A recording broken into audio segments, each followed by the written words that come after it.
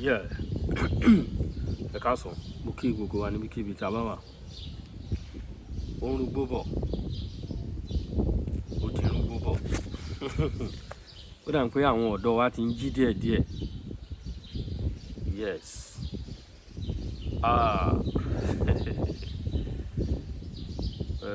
Àwọn ọ̀dọ́ wa dà pé they are waking up now. With the look of things. Fọ́nrán tí ẹ fẹ́ wò yìí, màá fẹ́ kí a kọ́kọ́ wò ná kí àwọn ohun tó ń lọ. Ó dà pé àwọn ọ̀dọ́ wa ti ń jí díẹ̀díẹ̀. Exactly, this is the action. Action gangan tá a need òun lélẹ́yìí. Our action tá a need òun ni eléyìí. No time for negotiation. Bí mo ṣe máa ń sọ nìyẹn. No time for any ṣẹpẹtẹ́rì. Ẹ jẹ́ ká tiẹ̀ gbọ́ nǹkan tí àwọn ọ̀dọ́ yìí sọ ná. Ẹ jẹ́ ká rí nǹkan tó ń ṣe. Ní gbogbo gbangba àfi táwọn Fúlàní wà àfẹ́kọ́ tí ń bẹ̀ mọ́. Àgbógbó ohun tá a bá wá ẹ̀rí pé ọ̀pọ̀ rárá. Nítorí ẹ̀ la ṣe wá síbí yìí. À ń fún àyìn àgbàgbà lórí 24 hours láti wá ọ̀nà àbáyọ. After that, a ní sọ̀rọ̀ mọ́.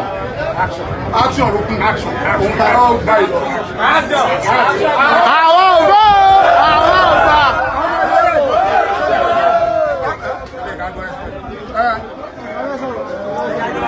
Bàbá lè ní àwọn.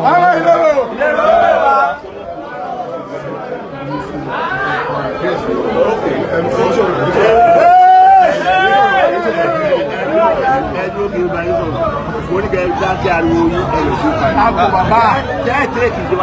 No, aláàpá. Audience!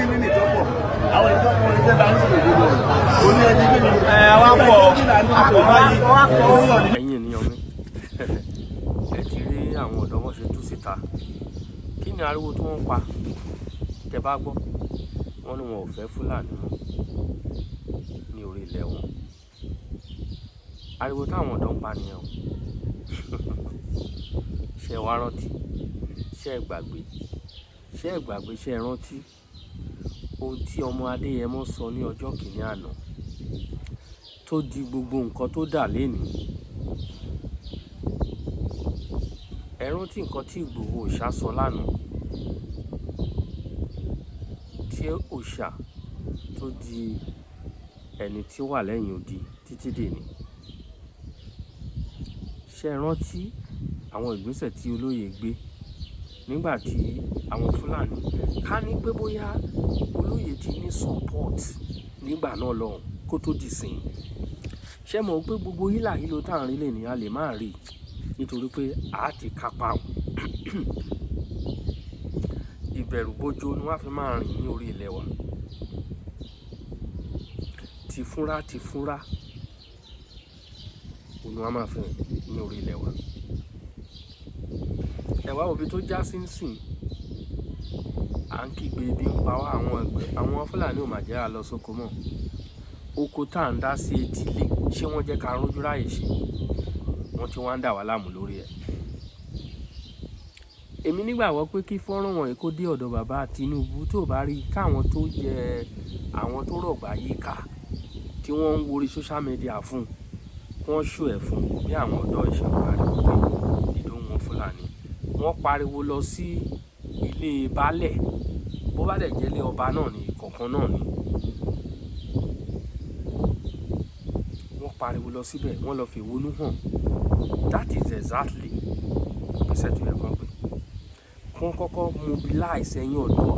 Tí nǹkan bẹ́lẹ̀ yìí tẹ́ bá ti kóra yín jọ tẹ́ mobilize ara yín, ẹ kọ́kọ́ gba ilé baálẹ̀, ilé ọba ìlú yẹn gbabẹ̀ lọ. Ẹ lọ fi tó létí. Tó bá ti di woro sí woro nígbà náà, wọn ò ní sọ pé àwọn ò mọ̀, wọn ò ní sọ pé àwọn ò gbọ́. Ṣebí ẹ gbọ́ ohun tí ọmọ Fúlàní kan sọ sẹ́yìn? Ó ní kò sí bí àwọn ṣe fẹ́ wọnú ìlú kan wá láti settle síbẹ̀ tí ọba ìlú yẹn wọ́n sí. Ó ní àwọn akọ́kọ́ lọ settle ọba ìlú yẹn káwọn tó lè settle sí anyway tó máa fẹ́ settle sí. So before kẹ́yìn náà tó gbé ní ìgbésẹ̀, ẹ kọ́kọ́ gba ilé ọba lọ, ẹ fi tó wọn létí. Ìlú wọn ní ó ń bọ̀ bọ̀ àwọn náà dẹ́ẹ̀dì ayé àtijọ́ ọ̀rọ̀ tó wà ń lẹ́sìn agbọ́dọ̀ mójútó ni. Inú mi dùn gidigidi nígbà tí mo rí fọ́nrán pẹ̀lú àwọn action tí àwọn ọ̀dọ́ yẹn sọ bó ṣe sọ̀rọ̀ pẹ̀lú Akin. Ọmọ Akin ò gbọ́dọ̀ ṣojo bí ẹ ṣe wíyìn náà ní kẹ́ ẹ ṣe ṣe. Bẹ́ẹ̀ni, you have our support. Àwa gẹ́gẹ́ bí agbóhùnsáfẹ́fẹ́ láti máa bá ẹ máa ṣe gbogbo ìgbésẹ̀ tẹ́ bá ń gbé ẹ máa ṣe fọ́nrán ẹ̀ síta kẹ́ máa jù sórí afẹ́fẹ́ bèlè ká bá ń kẹnu bọ̀. Bẹ́ẹ̀ni, ìkòkò ò ní gbomi kó gbẹ̀yìn. A ti ń wé sí àwọn bàbá wa, a ti ń wé fún wọn, wọn ò fẹ́ gbọ́. A ti ń wé fún wọn, wọn ò fẹ́ gbà. Wọn kì í so ẹran mọ́ran ẹran, wọn kì í so ẹran mọ́ ẹran kí kan kọ̀ọ̀kan pa kò ṣe é ṣe. Wọ́n ní kàkà kíkì ni ó ṣe akápò epo, kàkà kíkì ni ó ṣe akápò olúkàlùkù aṣọ̀rẹ́ tiẹ̀ lọ́tọ̀ọ̀tọ̀ gẹ́gẹ́ bí òwe níwájú ẹ̀yìn àgbà. Olúkàlùkù aṣọ̀rẹ́ tiẹ̀ lọ́tọ̀ọ̀tọ̀ torí kìnnìún ò ní lè ṣe. Bẹ́ẹ̀ni, kò lè rọrùn o. Ṣe rí pé kì í ṣẹlẹ̀ Yorùbá nìkan mọ́ ń sìn, gbogbo the whole country ni wọ́n ń pariwo Fulani leave our land. That is the black card tó yẹ kí gbogbo ọ̀dọ́ inú Nàìjíríà kí wọ́n máa kọ sọ́wọ́ kiri ń sìn. Fulani leave our land, nǹkan tó yẹ kí gbogbo wọn kíkiní ó yẹ kó circulate gbogbo country. Ká wá wo ìgbésẹ̀ tó kù tán fẹ́ gbé torí they are not indigenous of Nigeria. Àwọn Haúsá àwọn yẹn sì lẹ́nu. Àtọ̀húnrìnwá ni Fulani jẹ́. Ó máa ń yà mí lẹ́nu tí àwọn èèyàn tó bá ń pọ́n Fulani lé. Fulani kì í ṣe ẹni tó yẹ kẹ́ ẹ̀pọ́nlé, kò sí ẹ̀pọ́nlé kankan lára wọn. Kò sí ẹ̀pọ́nlé kankan tó yẹ fún Fulani ní orílẹ̀ wa. Ọ̀ pé bí àwọn kan wá ń gọ sẹ́yìn Fulani torí owó tẹ́ rí lára wọn àbí. Ẹ má jẹ́ ká ya ọmọ àlè. Kí ló dé? Ẹ má jẹ́ ká ya ọmọ àlè. Ọmọ ọkọ ni wá. Àná yàtọ̀ sí tèní. Ìgbà tí Tinubu gbadí Buhari wà ń bẹ̀ ó yàtọ̀. Tó jẹ́ kí nǹkan tó bá ṣe àṣegbé ni. Wọ́n lẹ́ni tààrà bá pa gbé kì í ṣe bí ti tàná. Wọn ò lè kó ẹjọ́ ọmọ Yorùbá ọ̀dọ̀ Tinubu ń sìn kó sọ pé òun ni mo bóun á ṣe dá sí ẹjọ́ Fulani àtọmọ Yorùbá nígbà tó lówà kì í ṣọmọ àlè. Ẹ wo ìṣẹ̀lẹ̀ tó ṣẹ̀ ní Ìbàdàn náà. Ọpẹ́lọpẹ́ Ṣèyí Mákindé ó sì sẹ́ǹdì àwọn kan lọ sí Àbújá. If not so, àwọn èèyàn wọn ò bá fi imú kàtà òfin. Àbí tó bá pé Buhari ló wà ń bẹ̀ nǹkan, tó pé Buhari ló wà ń bẹ̀, ohun tá à ń wí kọ́ là máa bá wí. Ọmọ Yorùbá jí má sùn. Ṣé rí ìgbésẹ̀ táwọn arákùnrin yìí gbé inú? This is exactly what I want. Nǹkan tí èmi lè lead ni, mo lè lead irú àwọn nǹkan bẹ́ẹ̀ yẹn. Kò sí nǹkan tó fẹ́ ṣẹlẹ̀ níbi kankan. Ikú kan ò kí ń pàgbà ká má bàa po lórí ẹ̀. Ẹ má ṣe jàgídíjàgan, ẹ má sọ ọ̀rọ̀ òdì sí àwọn olórí wa, ẹ má sọ ọ̀rọ̀ òdì sí àwọn bàbá wa wọ̀nyẹn. Yes, àwọn baálẹ̀, àwọn kábíyèsí, ẹ má sọ ọ̀rọ̀ òdì sí wọn. Do the needful, do the right thing, do the right thing. Ẹ bá wọn sọ̀rọ̀, ẹ mobilize èrò lọ síwájú ilé wọn. Ẹ sọ nǹkan tó bá wà lọ́kàn yẹn sọ fún wọn, kẹ̀dẹ̀ kúrò ńbẹ̀ lórí wọ́rọ́wọ́. That is the best thing to do. I will continue like this. I will continue to say this in all my videos except to escape mind me. Except this escape my lips.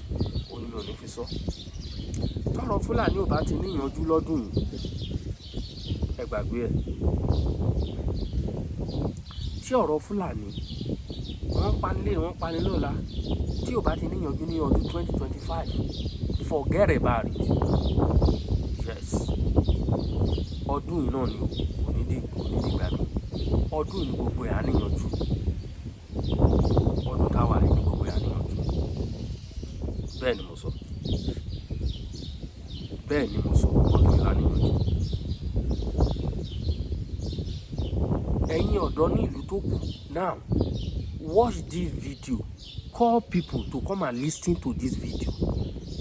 Ẹ pe ara yín jọ, ẹ ṣe the same thing.